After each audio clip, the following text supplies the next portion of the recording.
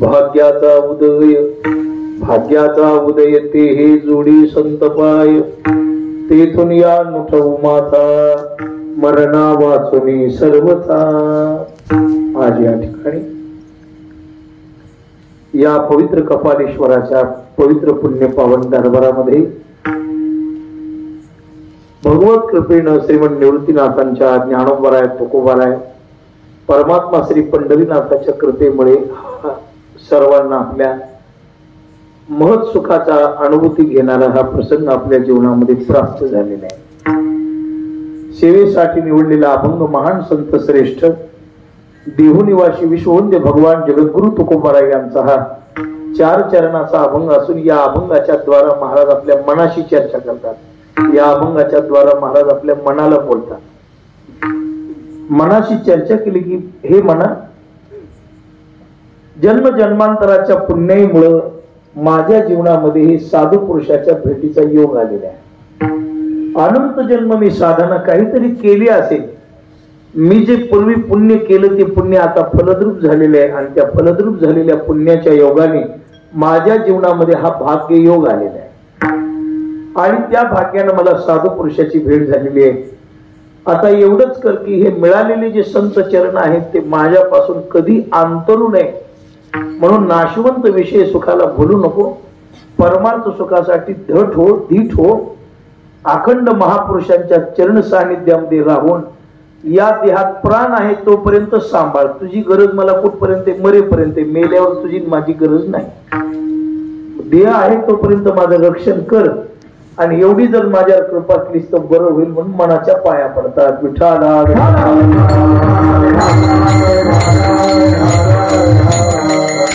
सेवेला प्रारंभ करण्यापूर्वी थोडासा परिहार म्हणजे मोठा आनंदाचा क्षण आहे। ज्या महापुरुषांनी आपलं संपूर्ण जीवन वारकरी संप्रदायाच्या सेवेसाठी आणि समाजाच्या सेवेसाठी व्यतीत केलेलं आहे, साधकांनी आपल्या जीवनामध्ये कसं जगावं याचं मूर्तिमंत उदाहरण आपल्याला जर कोणाला आदर्श, आता हे जे युग आहे या युगामध्ये आदर्शवत व्यक्ती आता बोटावर मोजण्या इतक्या शिल्लक राहिलेल्या। देहदृष्टीनं मी त्यागी आहे असं दर्शन दाखवून अंतरंगामध्ये भोगाचा आनंद घेणारे अनेक साधक आपल्याला या भूमंडलाच्या ठिकाणी सापडतात आणि त्याच्यावर चर्चा करण्यासाठी आपण जमलेलो नव्हतो। पण एवढं मला सांगायचंय की आपण ज्याचं अनुकरण करतोय आणि ज्याचं अनुसरण करतोय, अनुकरणीय व्यक्ती योग्य असली पाहिजे आणि ज्यांच्या पाठीमागे आपण चालावं अशी इच्छा आपल्याला अनुसरण करण्याची इच्छा असेल तर महात्मा कसा असला पाहिजे याचं मूर्तिमंत उदाहरण म्हणजे सद्गुरु नानायण। साधक अवस्था कशी आहे, वारकरी संप्रदाय सिद्ध होण्यासाठी नाही, वारकरी संप्रदाय मोठेपणा भोगण्यासाठी नाही, वारकरी संप्रदाय हा सेवक भावानं अखंड परमेश्वराची सेवा करण्यासाठी, मरेपर्यंत सेवा करण्यासाठी आहे। पण वैभव, आश्रय, अमुक तमुक गोष्टी आपल्याकडे नाही, त्याग कसा असावा हे नानांच्याकडे पाहावं लागतं की ज्याचं अनुसरण करायचंय त्या व्यक्तीचं जीवन कसं असलं पाहिजे। शास्त्रा पुराणामध्ये पाहण्यापेक्षा आपण नानांच्या सहवासात जरी येऊन राहिलो तर आपल्याला निश्चितच त्याचं ज्ञान होईल, आपल्याला त्याची अनुभूती। साधकांनी उदास असावं, साधकांनी एकांतामध्ये राहावं, जनमानापासून दूर असावं, साधक स्वावलंबी असावा। आज वयाच्या 75 पर्यंत स्वतःचं जीवन स्वावलंबी ठेवणारे नाना स्वयंपाक स्वहस्ते, बाकीची आपली जी काही देहधर्माची काम आहेत ती स्वहस्ते, परमार्थ तर स्वहस्तेच आहे। अशा एकांतामध्ये महाराज म्हणले ना, परी आवश्यक पांडवा ऐसा ठाव जोडावा, तेच निगुड मठ होवावा, का शिवान सुतो देशे प्रतिष्ठाप्यम। त्याच्यावर माऊली 6व्या अध्यायामध्ये लिहितात आणि महात्म्याचं वर्णन 7व्या अध्यायामध्ये केलं।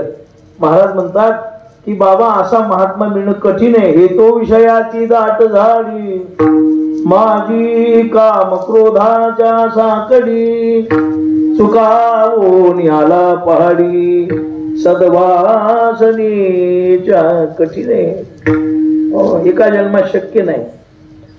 नानांनी संप्रदायामध्ये शास्त्रानुसार अत्यंत सुंदर जीवन 75 वर्षापर्यंत या अमृत योगापर्यंत आणून सोडले निर्भिन्नपणाने। आणि वात्सल्य भावना. साधू कसा असावा हो? साधूकडे दोन प्रसंगी साधूने वडिलाचीही भूमिका घेतली पाहिजे, पण जास्त साधूकडे मातृहृदय असलं पाहिजे. पितृहृदय कधीतरी वापरायचं असतं. साधूकडे पितृहृदय असलं पाहिजे, नाही असं नाही की पितृहृदय असल्याशिवाय समाजाला शिस्त लागत नाही. पितृहृदयाशिवाय समाज शिस्तीत येत नाही. पण समाजाला शिस्तीत आणण्यासाठी पितृहृदय लागतं, पण माणसं जवळ करण्यासाठी मातृहृदय लागतं. मात्र पितृहृदयानं माणसं जवळ येत नाही. परमपूज्य ब्रह्मलीन सद्गुरु डोंगरे महाराजांविषयी सांगितलं होतं, सांगतो मला. पंढरपूरला अंबाबाईच्या पटांगणात महाराजांची कथा झाली. परम भाग्यानं काही ती थोडीशी श्रवण करायला मिळाली. साधकानं दोन गोष्टी जवळ ठेवाव्यात म्हणले. एका हातामध्ये साखर ठेवावी आणि एका हातामध्ये चटणी ठेवावी. काय ठेवावी? तुमच्याकडे चटणीच म्हणतात ना. एका हातामध्ये साखर ठेवावी. साखर का ठेवावी? आपला जो समाज आहे तो इतर धर्मामध्ये जाऊ नये, इतर प्रांतात जाऊ नये, आपल्या वारकरी संप्रदायाशी संलग्न व्हावा, आपल्या विचारानं चालावा आणि या संप्रदायाला पुष्टी देण्यासाठी, लोकसंग्रह निर्माण करण्यासाठी साखरेची गरज आहे. साखर म्हणजे गोड बोलणं, चांगलं वागणं, हे जवळ असावं. साखर टाकावी. पण कधी कधी फार समाज जमला, समाजाचा उद्धार होतो, पण आपलं वाटलं व्हायची वेळ येते, तेव्हा चटणीचा उपयोग करावा. साखर पलीकडे टाकावी आणि अलीकडे चटणी टाकावी. का? की त्या मुंग्यांनी आपल्या अंगावर चढू नये आणि आपल्याला त्रास करू नये म्हणून चटणी वापरावी. पण चटणी थोडी वापरावी, साखर किलो न वापरावी. एक सांगू का, माझा अधिकार कमी पडेल, पण माझं काहीतरी भाग्य आहे की अशा महापुरुषांची सेवा करण्याचा काय आला जीवनात योग आला. ज्या वेळेला मला कळालं नानांचा अमृत महोत्सव आहे, त्या दिवशीपासून आनंद झाला. एरवी नको नको त्या लोकांच्या सेवा कराव्या लागतात. नको नको त्या कधी गाढवाला सुद्धा गोड म्हणण्याचा योग जीवनात येतो. तरी मी आता श्राद्धाची, गोड जेवणाची कीर्तन बंद केले. पण कधीतरी असा योग येतो की आपली ही वाचा पुनीत करण्यासाठी अशा महापुरुषांच्या समोर त्यांचं वर्णन करण्याचा योग जेव्हा येतो ना, तेव्हा आपलं जीवन धन्य झालं असं समजावं.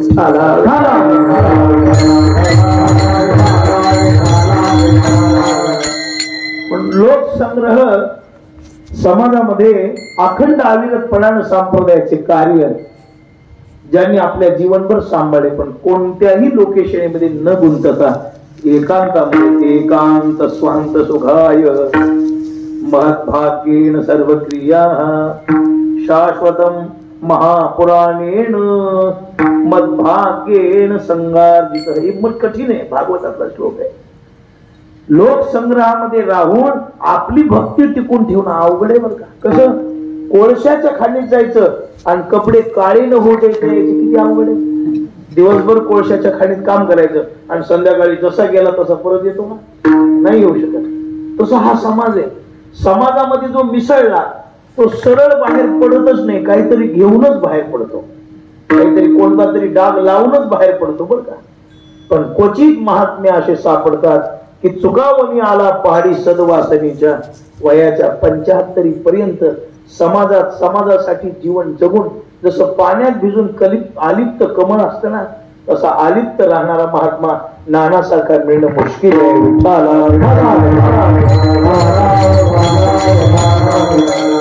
पण नानाने अशी मोठी साधना केली, जीवनामध्ये मोठी तपश्चर्या केली. अहो पण संप्रदायाची तपश्चर्या काय? कुठे एका झाडाखाली जाऊन बसणं ही तपश्चर्या नाही. शुद्ध आचरण ठेवून अखंड आपल्या जीवनामध्ये नामाचा आश्रय घेऊन जगतासाठी फिरणं ही तपश्चर्या आहे.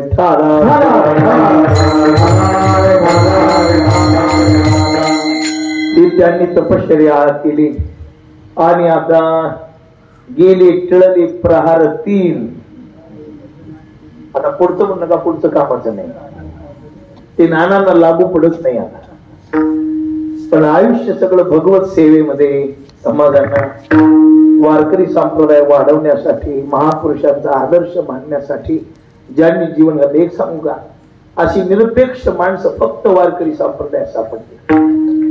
तुम्ही जगाच्या पाठीवर कुठेही जा, ज्ञानोबारायच्या संप्रदायाचा पाया आहे, तुकोबारायच्या संप्रदायाचा पाया आहे. त्याच संप्रदायात निरपेक्षता आहे, त्याच संप्रदायामध्ये शुद्धता आहे, त्याच संप्रदाय. मला इतर संप्रदायाला वाईट म्हणायचं नाही, पण माझ्या वारकरी संप्रदायासारखा संप्रदाय आणि असे अधिकारी कुठल्याच प्रकारची लोकेशना, दारेशना, वित्तेशनेचा संग्रह न करता जीवन जगणारी माणसं तुम्हाला फक्त ही नानासारखी याच संप्रदायात मिळतील. आणि हीच शेवटची पिढी असेल, हे लक्षात ठेवा. हीच शेवटची पिढी असेल. तुम्हाला इथून पुढे माणसं अशी त्यागी मिळणार नाहीत. त्यागाची झालर लावून अंधारात खूप काम करणारे सापडते. ते फक्त उजेडात आल्यावरच मुद्रा लावतील, माळा मुद्रांचे अंधारात गोळ सगळा विषय ही निरपेक्षता. जसं माया पाहायची असेल तर आताची म्हातारी माणसं संपल्यानंतर पुढे ओरिजिनल माया काय आहे ती पाहायला मिळणार नाही. आता घरात आजी आहे, आई आहे, जोपर्यंत नऊवारीतली बाई घरात आहे तोपर्यंतच माया आहे. ज्या दिवशी नऊवारी संपून जाईल आणि सहावारीही संपण्याच्या धोक्यात येईल आणि तिथून पुढे तुम्हाला आईचा पदर, माईची माया, तोंडावून हात फिरवणे, पापा घेणे, निरपेक्ष माया करणे अशी माणसं तुम्हाला फक्त सिनेमात पाहावी लागतील. जुने सिनेमे लावून बरं का, वास्तवात नाही. तसं असे निरपेक्ष महापुरुष जर तुम्हाला पाहायचे असतील तर यांच्याच पिढीपर्यंत पाहायला मिळतील. पण नानांनी अत्यंत सुंदर सेवा आपल्या जीवनामध्ये केली. किती प्रेम, किती वात्सल्यता, समाजाबद्दल केवढा आदर, साधू संतांबद्दल, आमच्यासारख्याबद्दल किती श्रद्धा अंतःकरणामध्ये. हो, काही होऊ द्या, जेवण करा, अमुक तमुक. 2-3 वर्ष त्यांच्या दर्शनाचा योग येत राहिला, काहीतरी पूर्व प्रारंभ झाले, योग आला. पण त्यांची जी ती गोड आणि सुंदर सात्विक वाणी आहे, जशी एखादी आई आपल्या बाळाला पाहिल्यानंतर आनंदी होते ना, तसं नानांचा अनुभव आहे. फार आनंद वाटतो त्यांना. आणि आज त्या आमच्या नानांची 75वी म्हणजे अमृत महोत्सव होतोय.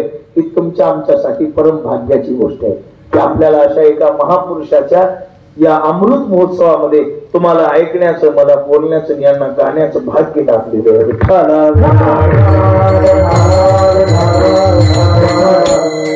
आता मी म्हणणार नाही की उदंड आयुष्य मिळावं, असं मी म्हणणार नाही. ना, उदंड आयुष्य मिळावं मी म्हणणार नाही, माझ्या म्हणण्याने ते मिळणारही नाही.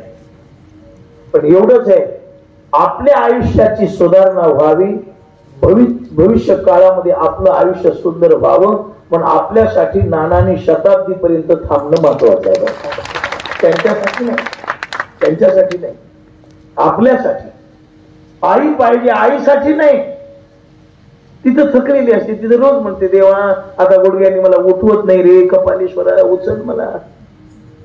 पण आपण देवाला प्रार्थना करतो, देवा काम करून घरी आलो तर कुणाच्याकडे पाहू? कोण म्हणेल तू जेवलास का? कोण म्हणेल बाळ आज थकलास का रे? असं जर उद्या जाऊ नको कामाला, जाऊ दे, काय होतं एक दिवस नाही गेलं तर. ती बायको नावाची जात असं म्हणत नाही. किती तिने फुरका मारून कॉफी करून देते, पण ती आजच विचारते उद्या किती वाजता जायचे. आई पाहिजे. आई कशासाठी पाहिजे? तिच्यासाठी नाही, आपल्यासाठी पाहिजे. तसं नाना त्यांच्यासाठी नाही, आपल्यासाठी 100 वर्ष पाहिजेतच. विठाला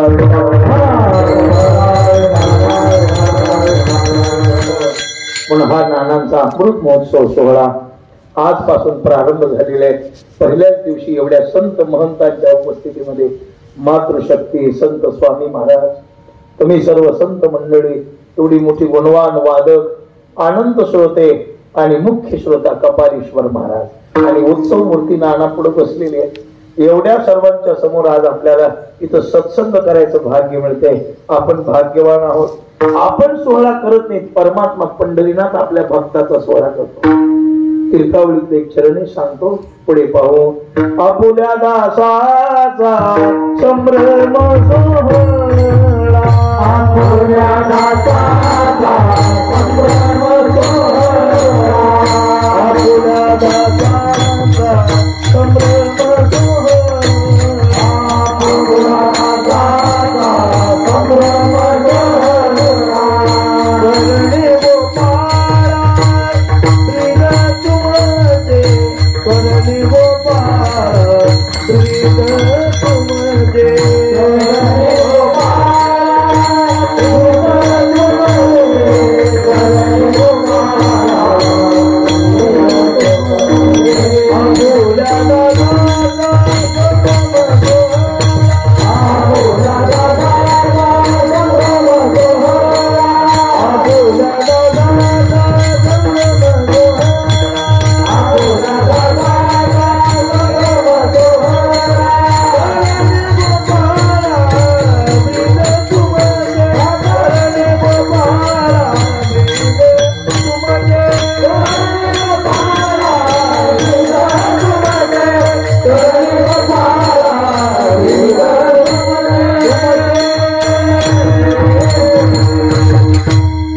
आपुल्या दासाचा संभ्रम सोहळा करणे गोपाळा प्रीत तुमचे.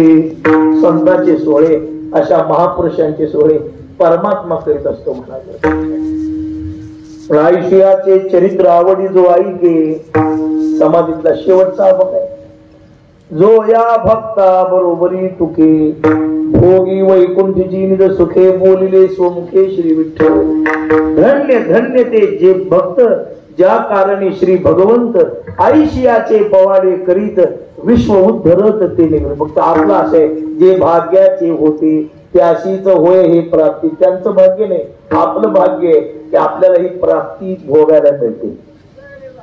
त्याशीच होय हे प्राप्ती. महाराज म्हणतात जे भाग्याचे होती त्याशीच होय हे प्राप्ती. ते न मागुती न पावती पुनरावृत्ती गर्भवासा. नामा म्हणे हरिस्मरणे तुटती अनंत जन्माची बंधने. पाविजे सुख निधाने पद श्री विठ्ठल चरणाची. असे म्हणून आज नानांचा सोहळा.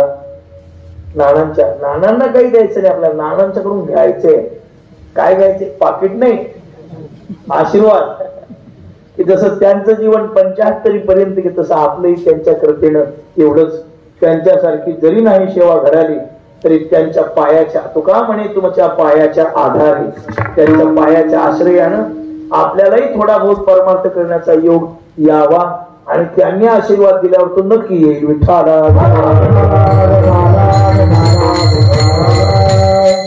म्हणून मला हा अभंग सुचला. डोक्यामध्ये होता अकल्पायुष्य घ्यावं का, आशीर्वाद तया जाती घ्यावं का, तयाच्या चरणा माझे दंडवत घ्यावा का, विचारतच होतो मी.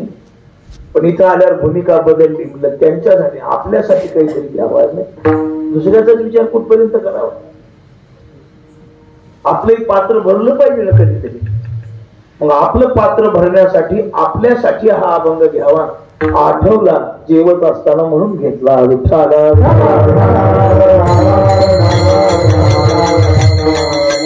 या अभंगाच्या द्वारा महाराज मनाला प्रार्थना करतात, मनाशी संवाद.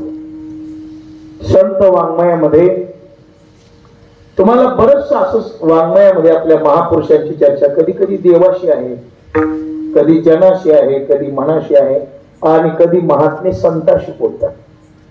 प्रत्येक वेळेला भावना वेगळी आहे, प्रत्येक वेळेला विषय वेगळा आहे. देवाशी बोलतात ते वात्सल्य भावाने बोलतात. साधू पुरुषाची महापुरुष जे बोलत असतात ते श्रद्धेने बोलत असतात. मनाला जे बोलतात ते घाबरून बोलतात आणि समाजाला जे बोलतात ते हक्काने बोलतात. समाजाशी जी चर्चा केली जाते ना ती हक्काने केली जाते. त्यांना वाटतं हा माझा आहे. पण कधी कधी गोड बोलतात, कधी रागे भरतात, कधी कधी त्यांचा कुणाला राग येतो. साधूचा राग येतो लोकांना, पण येतो कुणाला? साधूचा राग चांगल्या माणसाला येत नाही, साधूचा राग वाईट माणसाला येतो. तुकोबाराचं प्रमाण आहे. तुका म्हणे साधू बोले खडगदार, तुका म्हणे साधू बोले खडगदार, तुका म्हणे साधू बोले खडगदार, तुका म्हणे साधू बोले खडगदार. होते अंतरे दुर्जनाचे, होते अंतर दुर्जनाचे. तुका म्हणे साधू बोले खडगदार, तुका म्हणे साधू बोले खडगदार. हो अंतर दुर्जनाचे, हो अंतर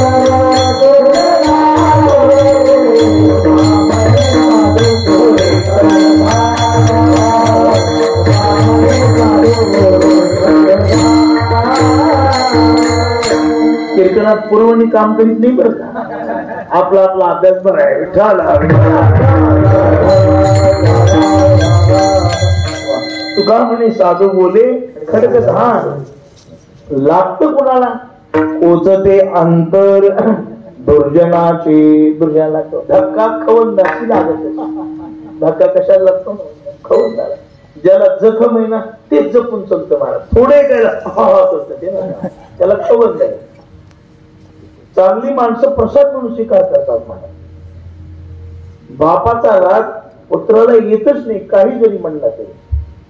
पण शेजाऱ्याच्या लेकराला राग आल्याशिवाय आपल्या पोराला 100 शिव्या द्या काही म्हणणार नाही. आपले वडील बोलतच जातो. विण्याचा पहारा होता, पहारा. मुलगा काही विना घ्यायला तयार होईना, तितक्यात आमची गाडी घरी गेल्यावर मग बापाला राग, अगोदरच बीपी वाढलेला होता. तो बोलायला लागल्यानंतर मग ते मुलाला वाटायला लागलं महाराज आपल्या घरी आले तर बाबांनी थोडस शांत बसावं. मी विचारलं काय म्हणतो, नाराज नाही नाना मला काही वाटत नाही, बाबा रोजच शिवाय देतात पण आज वाईट का वाटलं, एवढ्या शिवाय तुम्हाला ऐकायला पडायला ना. मला दिल्याच्याच वाईट नाही पण तुमच्या सारख्याच्या कानावर शिव्या पडल्या याचं थोडं वाईट वाटायला. मला बरं झालं माझा अभ्यास झाला, कधी भविष्यात कामाला आले तर मी देईन कुणाला. विठ्ठला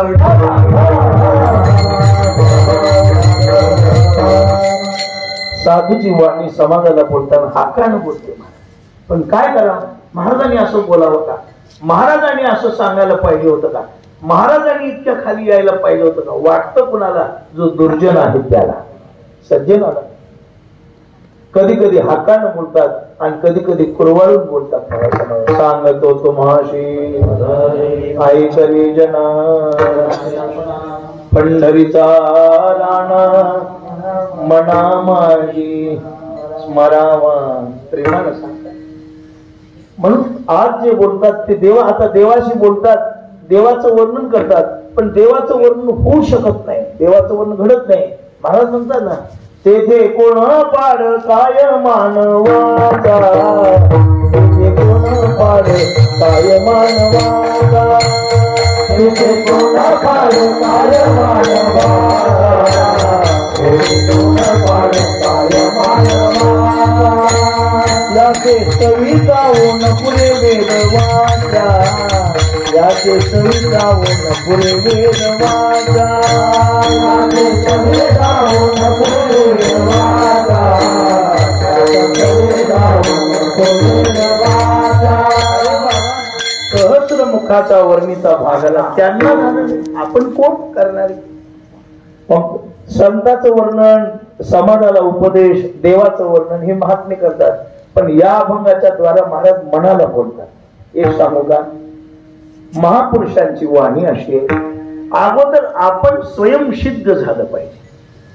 ज्ञानोबरायचं एक महावाक्य आहे बरं का, आपुली आपण घरा सोडवून, हे महावाक्य आहे. कोणती गोष्ट आपल्या पदरात नाही आपण दुसऱ्याला देणार आहेत काय. आपल्या डब्यामध्ये काही असलं तर आपण काही कुणाला वाढवू नये का, आपल्या खिशात काही असलं तर कुणाला देऊ. आपणच कोरडे पाषाण आणि काय जगताला देणार. महाराजला जयापाशी नाही खावयाशी अन्न आणि तो काही साफ करील जाण येत नाही मोठा, ज्याच्या घरी भाकर खायला नाही आणि ती म्हणाले बरं का आता मला पुढल्या वर्षी 12 वर्षांना येत नाही करायचे, आधी तुझं बघ. आपल्याजवळ काहीतरी पाहिजे. मग काय पाहिजे आपल्याजवळ, आपल्याजवळ परमार्थामध्ये येताना मुख्य भांडवल एकच आहे, आपलं आचरण व्यवस्थित पाहिजे. हा परमार्थ चालतो कशावर, ऐका, ज्ञानाला किंमत आहे पण 100% नाही, वैराग्याला किंमत आहे पण 100% नाही, तुमच्या किती बोल पाठ आहे त्याला किंमत आहे पण 100% नाही, किती चाली येतात त्याला महत्व आहे पण 100% नाही, किती गोड कीर्तनात बोलतोय याला महत्व आहे पण 100%. 100% महत्व आहे कशाला, पंक्तीला जेवणारा का आहे कशाला. 100% महत्व चांगलं वागणाराला आहे. विठ्ठला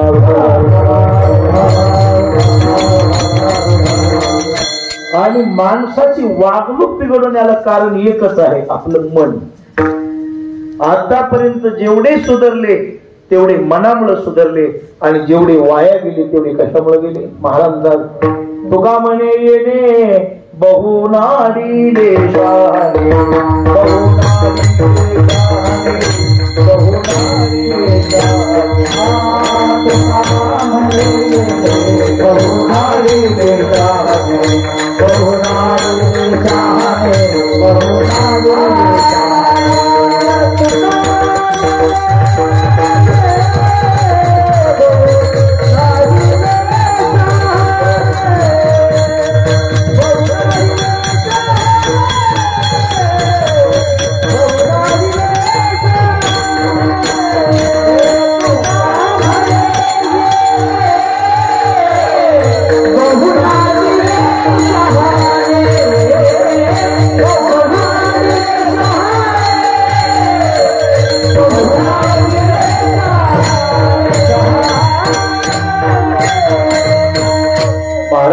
तुकाराम आणि तुका म्हणे येणे बहु नाडिले मनेव मनुष्याणाम कारणम बंध. मोक्ष मोक्षाला कारण मन आहे आणि बंधनाला कारण मन आहे. सव आणायला कारण मीठ आहे आणि बिघडायला कारण मीठच आहे. थोडं जास्त पडलं की गेली सगळी चव. हो महाराज काय होतं त्या मिठाने जास्त बोलायला. खाऊन दाखव, मी उद्या भाजी करून दाखवतो. नाही, तेच मीठ भाजीला चव देत आणि तेच मीठ भाजी टाकून देण्याच्या लायकीचं बनवतं. मीठच हे मन तसंच आहे. उंच पदावर मन घेऊन जात आणि पुन्हा खाली आणून लोकांनी तोंड न पाहण्याचा बेलायक नालायक आपल्याला कोण बनवतं? मन बनवतं. लायकही मनच बनवतं, नालायकही माणसात मनच बसवतं, माणसातून मनच उठवतं. असा मनाचा स्वभाव आहे. महाराज म्हणतात मग बाबा एकच करा, अगोदर या मनाला बंद. तुकोबा किती वेळा याच्या पाया पडले. आता माझ्या मने धरावा निर्धार, माझ्या मने धरावा निर्धार, माझ्या मने धरावा निर्धार, आता माझ्या मने धरावा निर्धार. चिंतनी अंतर न पडावे, चिंतनी अंतर न पडावे,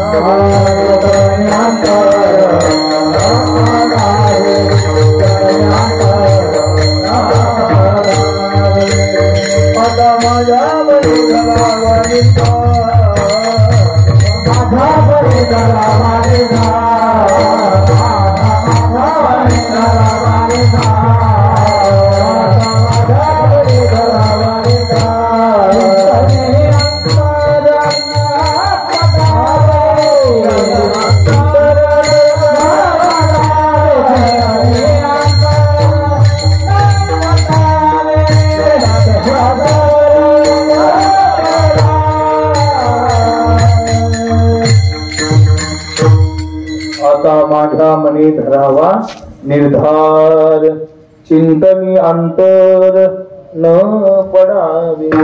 चिंतनात अंतर पडू नये. आणि काय होतं महाराज, जपून वागण्याची गरज वाईट माणसाला नाही, जपून वागण्याची गरज कुणाला आहे?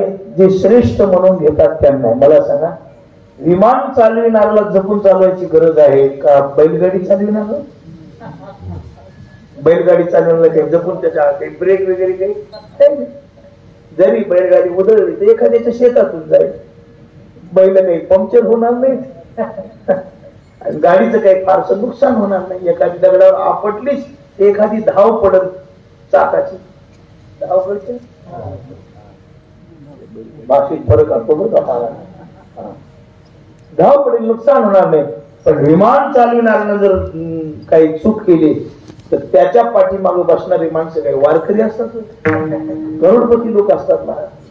आणि पण अभिमानाचे काही खर्च तसंच आहे.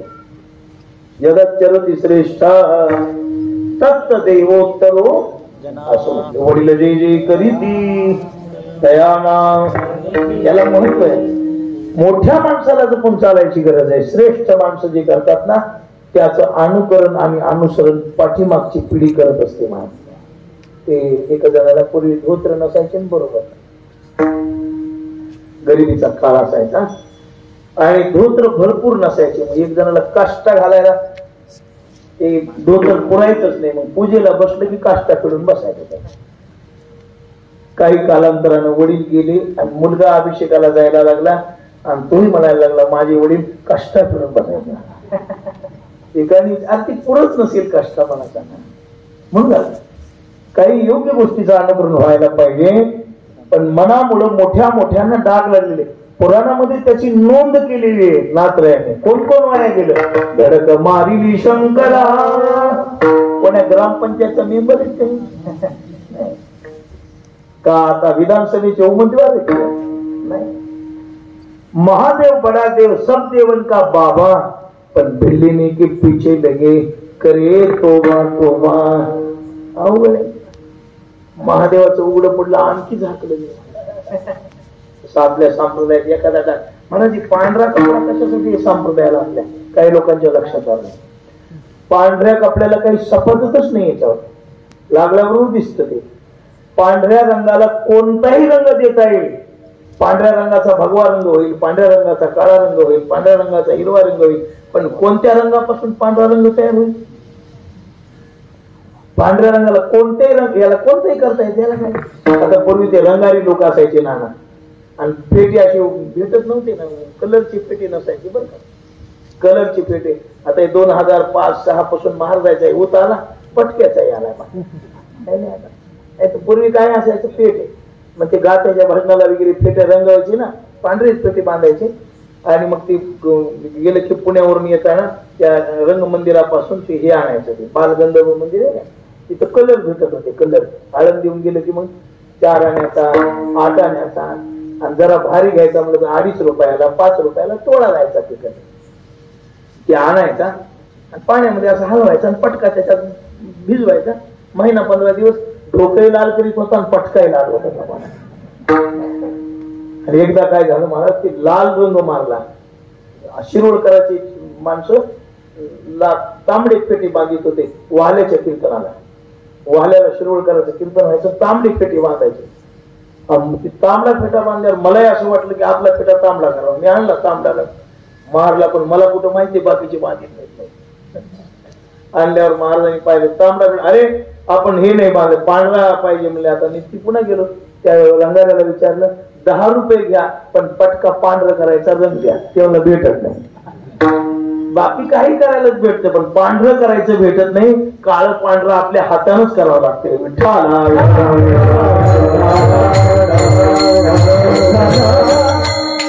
हा ओरिजिनल सगळ्याला काही बाधाच नाही. एकदा जर एखादा डाग लागला तर फाटून जाईल.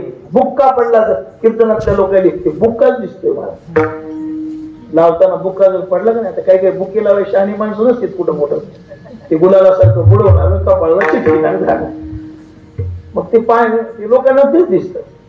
तसं महादेवाला पूर्वी डाग लागला. काय लागला? धडक मारी शंकरा. पार्वती आई साहेबाचं शंकरजीचं भांडण झालं. आता महादेव काय, पार्वती काय, महाराज काय, महाराजी काय, 2 माणसं एकत्र आली की विचारात काय निर्माण होतो? मतभेद निर्माण होतो. झालं म्हणजे भगवान शंकराला वैराग्य निर्माण झालं. आपल्या संसारात 2 शब्द असतात, अनुताप, संताप आणि वैताप. आणि परमार्थात 2 शब्द असतात, अनुताप आणि वैराग्य. संसारातला वैताग टिकत नाही, संतापही टिकत नाही, आणि परमार्थात अनुताप निर्माण झाला तर पुन्हा परत मनुष्य माघारी येईल. आमच्याकडे एक आश्रमात बाबा आले होते. मला म्हणले, नाना मला तुमच्या आश्रमात राहू द्या. ठीक आहे, राहायचंय ना, हा काही आश्रम आमचा नाही. आहे तोपर्यंत सांभाळायचा, देवाला दिवा लावायचा, पाण्याची पूजा करायची, कोणी आलं गेलं जेवलं का म्हणून विचारायचं. आणि ज्या दिवशी आमचं संपलं त्या दिवशी कोणी काही येऊन बसू का, पडत पडू, काय करायचं आम्हाला. आहे तोपर्यंत जाणून काढायचं. राहा म्हटलं आमच्यावर, राहा, ठीक आहे. मी मेलं तरी माझी हे आस्ती सुद्धा मुलाला द्यायची नाही. एवढा वैराग्यवान काही नाही. सकाळी पहाटे काकड्याला उठत जा, पूजा करी जा, हरिपाठ वगैरे, आणि जेवण करायचं, बसायचं, गायची सेवा वगैरे, ठीक आहे. 2-4 दिवस महाराज करायला. 5व्या दिवशी मला दिसलंच नाही. पोरांना विचारलं, काय रे म्हणलं, ते बाबा आपल्याकडे आले होते, ते कुठे गेले? अहो म्हणजे ते सकाळी काकडा झाला तेव्हा गंगेला स्नान, आमच्याकडे गोदावरी आहे ना, स्नानाला जे गेले ते आलेच नाहीत म्हटलं. मला वाटलं गंगेला पाणी भरपूर असतं बुवा काय, म्हणून मी स्वतःच गेलो. खाली पाहिल्यावर बाबा एका झाडाखाली बसले होते आणि मुळू मुळू मुळू मुळू रडत होते. म्हणलं, बाबा काय झालं, आश्रमात कोणी काही बोललं का? नाही ना, घरला जाण्याची इच्छा नव्हती, पण नातरुंडाची आठवण आली. माझ्याशिवाय 1 मिनिट नातू राहत नव्हता, कसा राहत असेल. मग त्याचं वाईट वाटलं. मग घरी जाण्याची इच्छा व्हायली का, जाऊ का मला. तुम्ही काय ऐकायला गेलं घरला, ते आस्ती घरला न देणं हे संताप आहे, काही टिकत नाही. पण परमार्थात जरी एकदा निर्माण झालं तर परत माघारी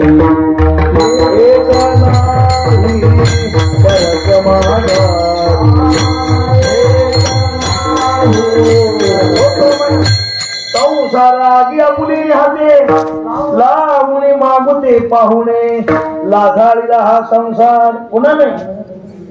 अरे भगवान शंकर म्हणले, पण आता घरला येणारच नाही, चाललो. पार्वतीला म्हटलं जाऊन एवढा नानाचा 5 दिवस सप्ताह करून येईल घरला. पण काय करा आल्यामुळं खूप दिवस झाले महाराज.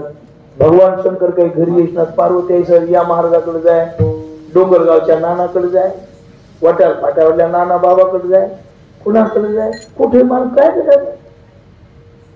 कोणी यायला तयार होईना. खूप प्रयत्न केले पण शेवटी नारद महर्षी भेटले आणि नारदांनी सांगितलं, म्हटले तुम्हाला नारदजी तुम्ही संत आहात, मला एवढी कृपा करा, भगवान शंकर परत येतील कशाला ते त्यांनी सांगितलं. शंकराला परत आणणं अवघड आहे पण सूप सुद्धा आहे.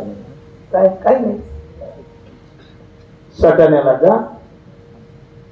सटाण्याला गेलं काय काही नाही. एका दुकानामध्ये जा, पावडरची डब्बी, डब्बा का डब्बी, पावडरचा डब्बा, हा पुरुषवाची डब्बा, पुन्हा चांगली एखादी सुंदरची साडी, उंच टाचाचं सँडल, एक परस, मॅचिंगची टिकली, पायात घेऊन या. ठीक आहे. काय करा, शंकराच्या समोर जायचं, वेश बदलून जाऊन नृत्य करायचं, कैलासाला आणेपर्यंत डोळे उघडून पाहायचंच नाही. कबूल कबूल. गेल्या महाराज ते सगळं आणलं, ते केलं आणि मग पायामध्ये बांधले घुंगरू, शंकरजीच्या समोर गेल्या. भगवान शंकराचं स्वरूप श्रीराम जय राम जय जय राम, श्रीराम जय राम जय जय राम सुरू. पार्वती आहे घुंगराचा पाया आपटल्याबरोबर 8 सव्वा 10 झाले. श्रीराम जय राम. पार्वतीने ओळखीलं, 1.25 पट वाढलंय म्हणजे आता पुन्हा लगे श्रीराम, पुन्हा दुसरा 1.5 पट झालं, 8 दीड 12. भगवान शंकर उठले, भिल्लीन पुढन शंकर पाठीमाग, भिल्लीन पुढन शंकर पाठीमाग, भिल्लीन पुढन शंकर पाठीमाग. ती नाचायला लागली, हे नाचायला लागले. काम कठीण आहे ना.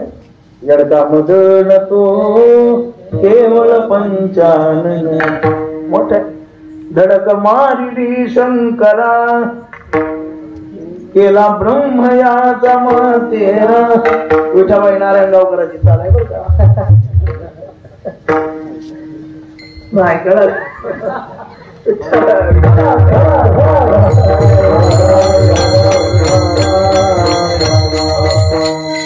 आणि मग काय म्हणाल, आणलं कैलासावर. शंकराने हात पकडला. प्रिय, हे प्रिय, तुझं मुख कमळ मला दाखव म्हणल्याबरोबर पार्वती आई साहेबांना बदल माग केला की शंकर म्हणले, अरे हे तर आपलंच गिऱ्हाईक. महादेव पंक्चरच झाले. म्हणजे पार्वती तो तिनं सांगितलं ते विचारू नका, तुमचं तप हेच आहे का सांगा. तेव्हापासून जे डाग लागला ते आणखी निघाला नाही. आज काही काढायची गरज होती का, म्हणजे निघाला का नाही. चांगल्या गोष्टी दिसत नाही पण वाईट निघाल्याशिवाय राहत नाही. म्हणून जपून वागावं लागते.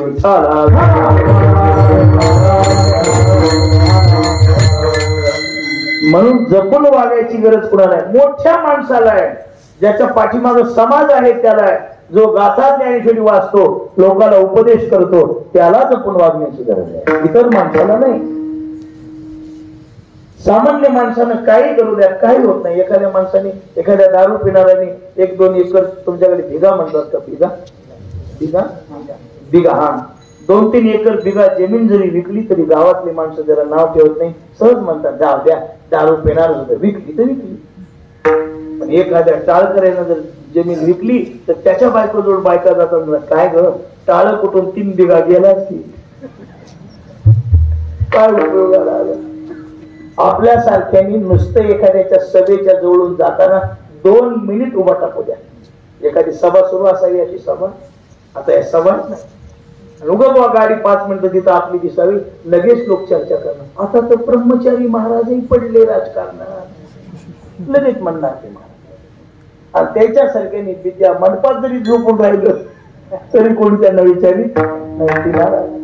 आपल्याला मोठं कुठं थांबावं, कुठं बसावं, काय बोलावं, कसं वागावं हे नियम आपल्याला आहे. म्हणून तो महाराज म्हणतात कागा सर्व आपण मुक्त नाही बाबा.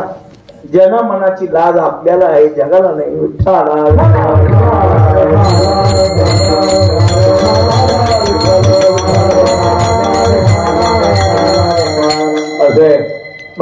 गोबाराय म्हणतात आता आपलं चांगलं झालेलं आहे म्हणा. काय झालं? देव जगात कुणालाच प्राप्त होत नाही ते मला झालेलं आहे. काय झालं? जे आजवर कुणालाच मिळालं नाही. किती कठीण आहे. मला साधूची भेट होणं फार कठीण आहे. शांती ब्रह्म एकनाथ महाराज म्हणतात चंद्रामृत सुखे शेववीन चंद्रामृत असता जाता रविधरवीन असता जाता रविधरवीन पाया हिळा सागर तरवीन पाया हिळा सागर तरवीन परित्या साधूची भेटीन होईल चंद्रामृतई हाताचडे व्याघ्र सिंहाचे दूध जोडे हरी प्रियाची भेटी नातुडे हे दुर्लभ भाग्य गाडे मनुष्य देही कठीणे. महाराज म्हणतात बहु अवघड आहे संदर्भ बहु अवघड आहे संदर्भ बहु अवघड आहे संदर्भ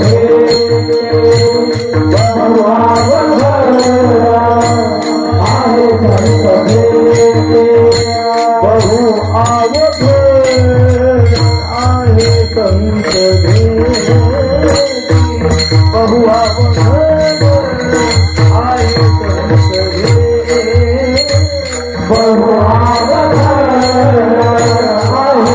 संदर्भ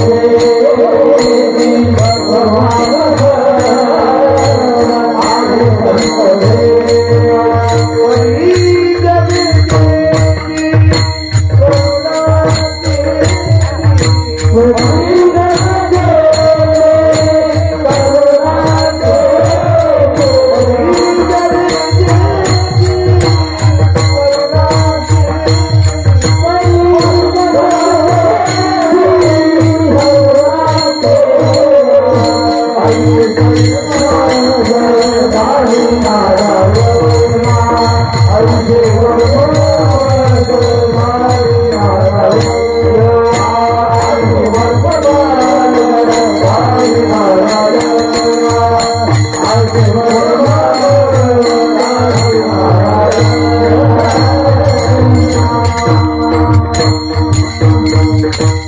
अवघड गोष्टी सोप्या होतील पण साधूची भेट होऊ शकत नाही.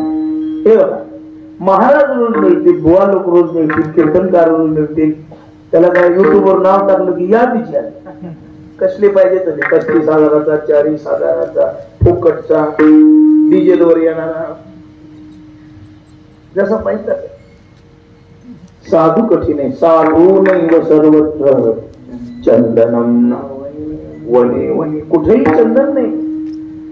तसा साधू सिंह एकटा फिरतो, हरणाचा कळप असतो. महाराज लोकांच्या टोळ्या असतात, संत लोकांच्या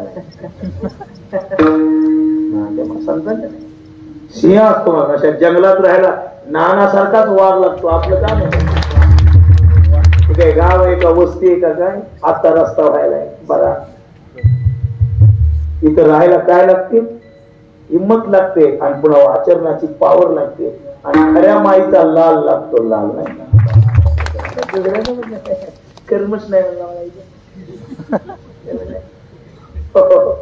संध्याकाळी कुठे आलं तर वाघ वगैरे काही आला तर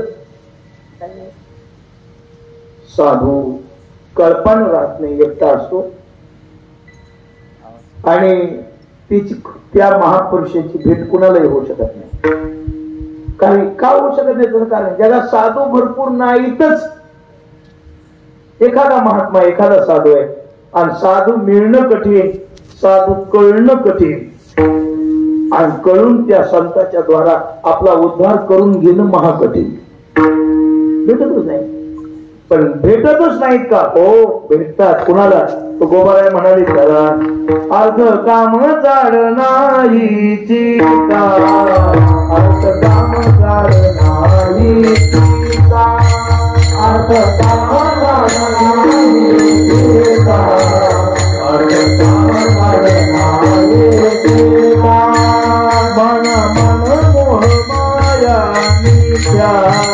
मला मन मोह माया मिथ्या मला मन मोह माया मिथ्या मला मन मोह माया मिथ्या वरते समाधानी असोनी नेनका वरते समाधानी असोनी नेनका वरते समाधान असोनी नेनका वरते समाधान असोनी नेनका साधू भेटली आवडता मला साधू भेटली आवडता ऐशी आणि भेटली साधू ऐशी आणि भेटली साधू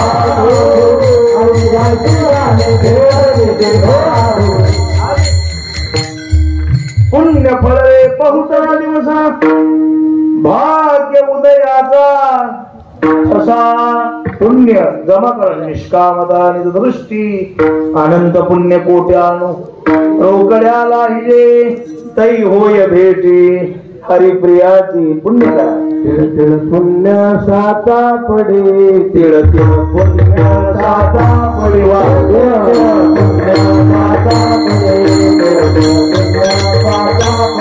पडे बहुता जन्मे जोडी बहुता जन्मे जोडी बहुता जन्मे जोडे बहुता जन्मे जोडे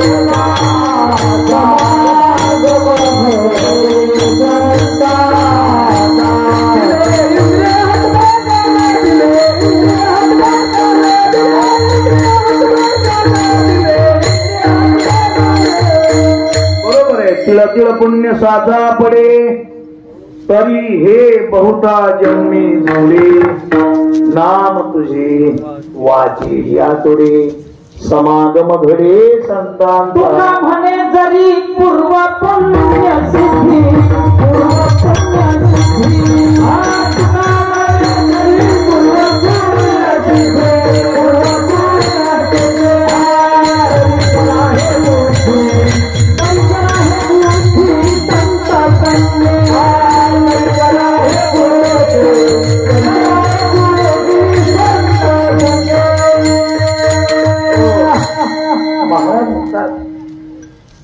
पूर्व पुण्य असलं पाहिजे बस त्याच्याशिवाय महात्मा भेटत नाही साधू भेटायला भाग्य लागतं कठीण आहे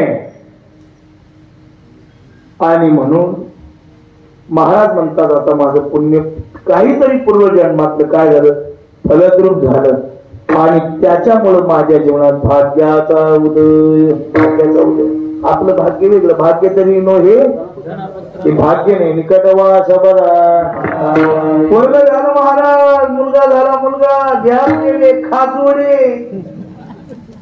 ते भाग्य आहे का महाराज चांगल्या घरचं स्थळ आलं बायको चांगली मिळाली 6 महिन्याला भेटला कपालेश्वराचं पार झाडू लागला काय झालं घटस्फोट झाला बायको भाग्य नाही धन भाग्य नाही बंगला भाग्य नाही फॉर्च्युनर भाग्य नाही 1 लाख लोक कीर्तनाला जमले म्हणजे त्याचा ऐकायला काय ब्रेक ऑफ गर्दी झाली म्हणजे कशी रेकॉर्ड ब्रेक गर्दी हे भाग्य आहे का काय करायचे त्याच्यात 99,999 नालायकच होते काय करायचं ते भाग्य नाही ते भाग्य नाही बापू अख्खी डायरी कीर्तनानं भरली म्हणला 2 वर्षापर्यंत नियमच रिका म्हणे हे भाग्य आहे का ते प्रारब्धाचा खेळ बेटे नाशिक पुस्तक कीर्तन यायला असते पुण्यानं नशिबानं विठ्ठला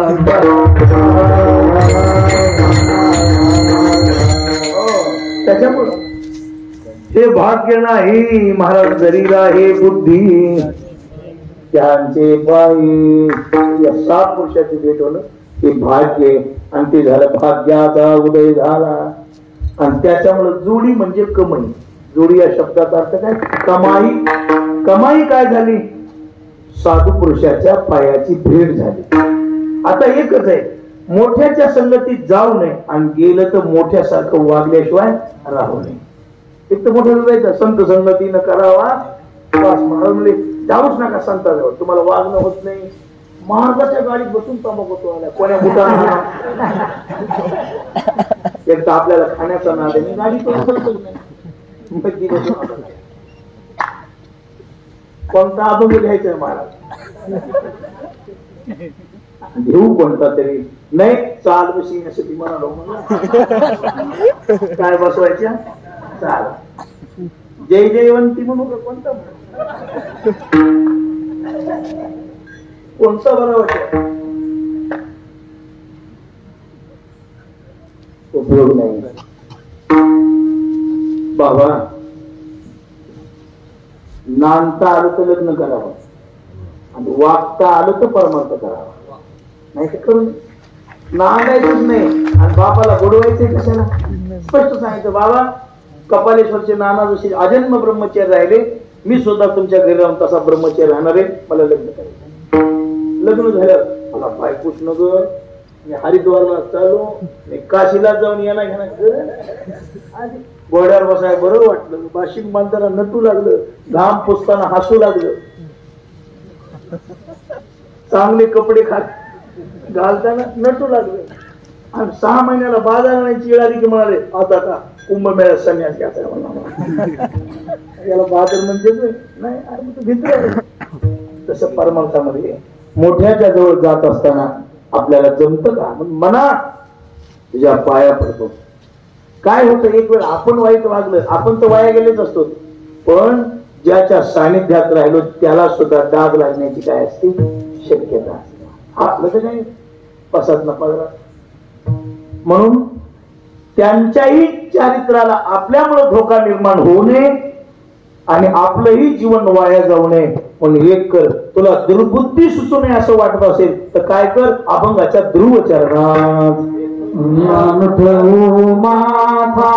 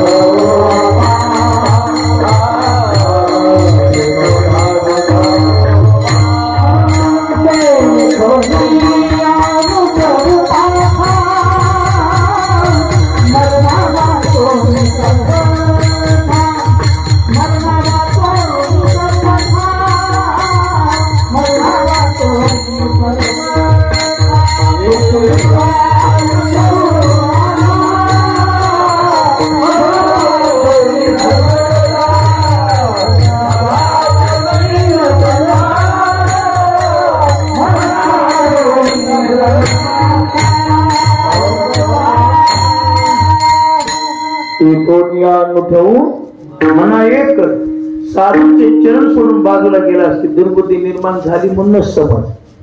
साधूच्या सानिध्यात जसं जोपर्यंत अंगावर कांबळ आहे तोपर्यंत थंडी वाजत, जोपर्यंत आपण वृक्षाखाली आहोत तोपर्यंत आपल्याला ऊन लागत नाही, जोपर्यंत आपल्या हातात छत्री तोपर्यंत अंग भिजत नाही, तोपर्यंत जसं तसं साधू जवळ आपण जो आहोत तोपर्यंत आहोत तोपर्यंत दुर्बुद्धी निर्माण होऊ शकत नाही. ती जागाच अशी. कपालेश्वरला येऊन चोरी करण्याची बुद्धी जर झाली तर न इथं आल्यावर घेण्याची बुद्धी होत नाही, देण्याची बुद्धी होते. ते कसा प्रकार आहे. म्हणा एक हरी आणि त्या साधू चरणाच्या जवळ आश्रयाच्या द्वारा आपण आपली भौतिकता सांभाळून वागलं पाहिजे. म्हणून एक कर मग देहात प्राण आहे तोपर्यंत चरण सोडून जाऊ नको. मरणा वाचून एक दृष्टांत सांगतो. संत श्रेष्ठ निळोपारायांच्या गाथ्याचं पारायण सुरू आहे. गुरु भक्त होते निळोपारायण. नामदेवरायांचा गाथा आणि निळोपारायांचा गाथा हे दोन गाथे महापुरुषांच्या चरित्राचं दर्शन करून देणारे गाथे. म्हणून तुम्ही भाग्यवान. पारायणाला जे बसलेले लोक आहेत ना त्यांच्यावर भाग्य कोणाचंच नाही. 108 जण बसले, दिवशीच्या जवळ झाले होते म्हणजे एवढी मोठी संख्या आहे. बस त्या जगद्गुरु संत श्रेष्ठ तुकोबारायांचे शिष्य होते. संताजी जगनाडी म्हणून ते लिहायचे. महाराजांसोबत राहायचं, गाथा लिहायचं. एके दिवशी महाराजांनी संत वा रात्रंदिवस माझ्या बरोबर फिरायला. काय देऊ तुम्हाला बोलराया, काय पाहिजे मला? काय नको, एवढंच करा. हा देह जर गेला तर 2 मोठी माती टाकायला माझ्या शेवटच्या वेळेला या, एवढीच इच्छा आहे. अनायासेन मरण विना दैनेन जीवन. भागवतातला श्लोक आहे. देहांते तव सानिध्यम देहि मे परमेश्वर. दुसरी अपेक्षा आहे. जब कंठ प्राण आए कोई रोग ना सताए यम दर्शना दिखाए जब प्राण तन से निकले. अपेक्षा काही तुम्ही या, ठीक आहे. पण असं झालं महाराज वैकुंठाला अगोदर निघून गेले आणि तुकोबाराय गेले. संत मागे. संतांची जगण्याचा दिवस पडला. पाहुणे रावळे गोळा झाले. स्नान वगैरे घातलं, भस्म लावला, कुंडली मंडप बुक्का लावला, तुळशीच्या मंगलावर टाकल्या आणि समाधी देण्यासाठी नेऊन त्यांच्या जे स्मशान असतं तिथं ते नेऊन समाधी दिली. महाराज समाधी देऊन सगळे लोक परत फिरले की पाठी मागून मुख बाहेर आलं, मुंडकच वर आलं. आपण एखाद्याच्या अंत्यविधीला गेलो आणि ज्याच्या अंत्यविधीला गेलो तेच माणूस उठून बसलं. आता स्वतःला पिवळा कलर द्यायची गरज आहे का? सगळे लोक पाठीमाग आले. पुन्हा खड्डा केला, पुन्हा खाली समाधी दिली, पुन्हा वर यायला गेली. 2-3 वेळा झाल्या. पाहुणे रावले म्हणजे त्यांच्या पोराला केशव नाव होतं ना, केशवा तू तुझा बाप बघून घ्या, मी चालू पण घ्या. केशवानं हाजू बाबा काही चुकी झाली का माझ्याकडून? का माझी परीक्षा पाहिला? सगळे लोक आले, समाधी दिली तरी पुन्हा पुन्हा वर यायला. काही चुकलं असलं तर पदरात टाका, पण लेकराची परीक्षा बघू नका. प्रेताला वाचा फुटली. राजा ज्यांनी वचन दिलं होतं ते आले नाही आणि ते आल्याशिवाय मी मध्ये जाणार नाही. आम्ही तुकोबारायांची वाट पाहत आहोत. म्हणले तुकोबाराय जेव्हा येतील तेव्हा खाली जाऊ. आणि प्रेतान भजन सुरू केलं. तुकाराम तुकाराम तुकाराम तुकाराम तुकाराम तुकाराम. बोला बोला म्हणा. तुकाराम तुकाराम तुकाराम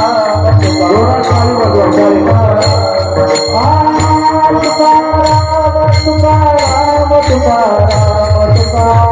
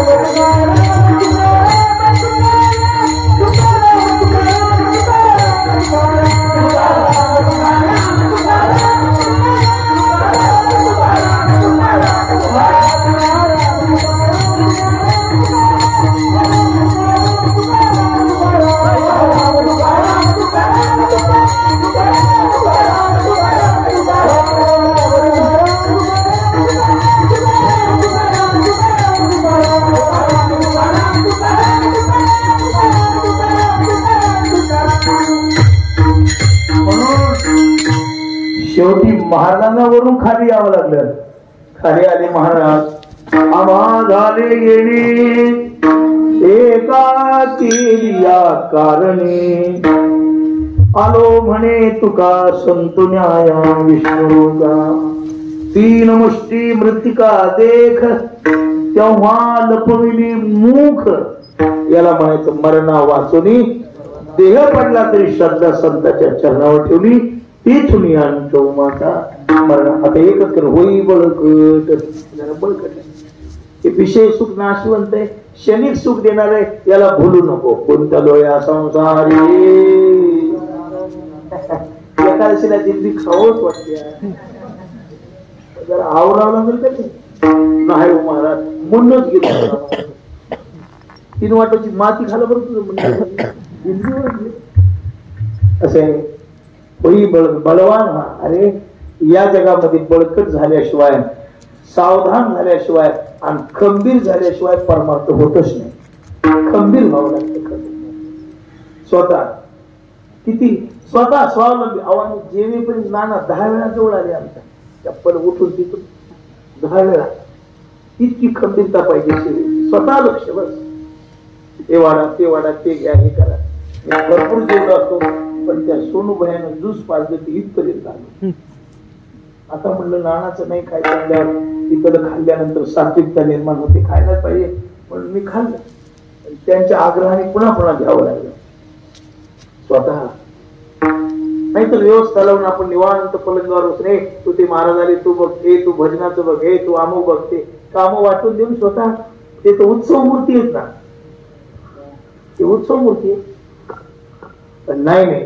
उत्सव मूर्ती आहोत याचा तेव्हाच विसर पाडून आपल्याला सेवा करायला मिळाली पाहिजे या भावनेनं जीवन जगणारा महात्मा मी आजच पाहिला अमृत महोत्सव बऱ्याच लोकांचे पाहिले पण त्यांच्याच भेटीला जावं लागतं तिथपर्यंत ते नुसतं नाही हार घेऊन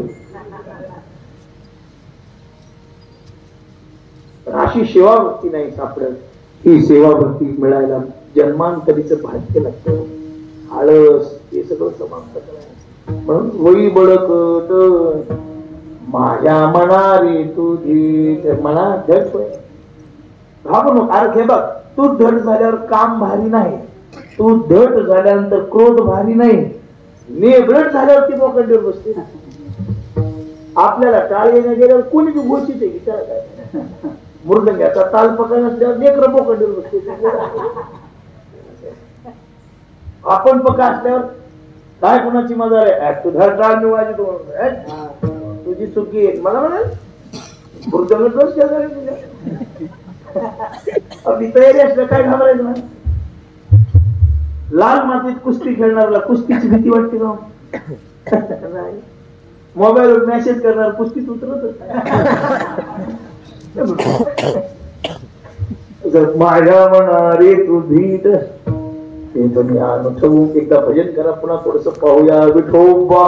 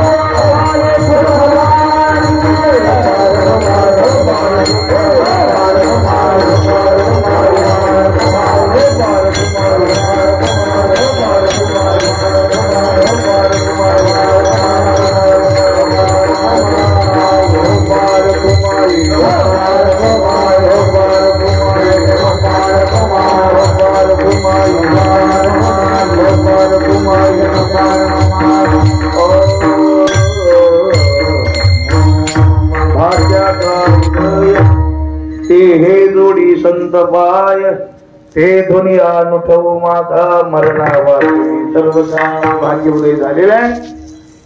आता एवढंच कर म्हणा. तू असं ऐकत नाहीस मी तुझ्या पाया पडतो. तू का आला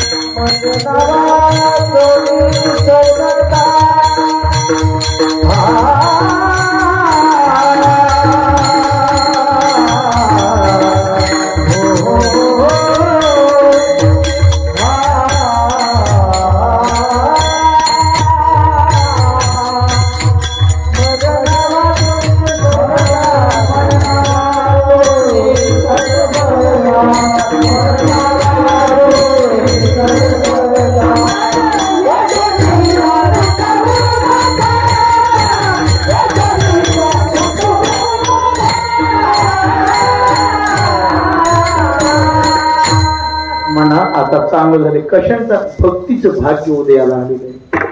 खरी भक्ती करण्याची मजा संतांच्या सानिध्यात आहे. मोकळं राहून काय नाही. गुरुच्या सानिध्यात परमार्थाचा आनंद आहे. संतांच्या सानिध्यात परमाचा आनंद आहे. कुठेही भक्ती संत संगे अंतरंगे नाम बोलावे. तुकाराम महाराज काही वेळे होते का?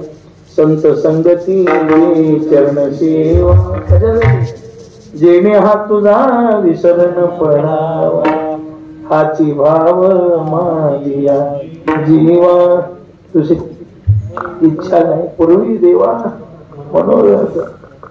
म्हणून तुका म्हणे जिने भले संत सत्संगतीत जीवनाची खरी मजा आहे. एखाद्या महापुरुषाचं सानिध्य मिळावं आणि मग परमार्थाची उंची देवाला सुद्धा मापता येत नाही किती झाली. इतका उंच जीव वाटतो.